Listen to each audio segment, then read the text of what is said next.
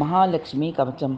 अस्य श्री महालक्ष्मी कवच मंत्रस्य ब्रह्मा ऋषिः गायत्री छन्दः महालक्ष्मी देवता महालक्ष्मी प्रीत्यर्थं जपे विनियोगः। इंद्र उवाच समस्तकवचानां तु तेजस्वी कवचोत्तमम् आत्मरक्षणमारोग्यं सत्यं त्वं ब्रूहि गीष्पते। श्रीगुरु उवाच महालक्ष्म्यास्तु कवचं प्रवक्ष्यामि समासतः चतुर्दशसु लोकेषु रहस्यं ब्रह्मणोदितं।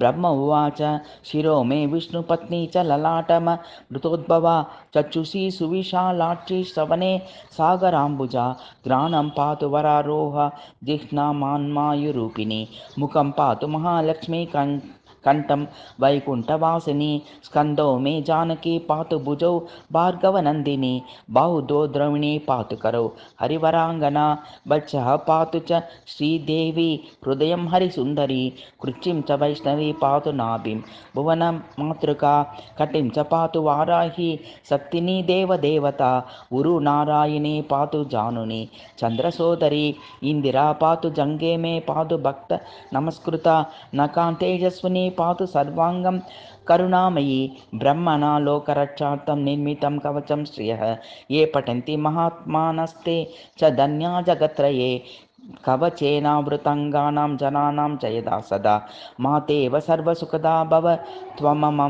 त्वममरेश्वरी भूयः सिद्धिम् आप्नोति पूर्वोक्तं ब्रह्मणा स्वयं लक्ष्मीर्हरिप्रिया पद्मा एतान्तनामत्रयं स्मरन् नामत्रयमिदं जप्त्वा स याति परमां श्रियं यः पठेत् स च धर्मात्मा सर्वान् कामान् आप्नुयात्।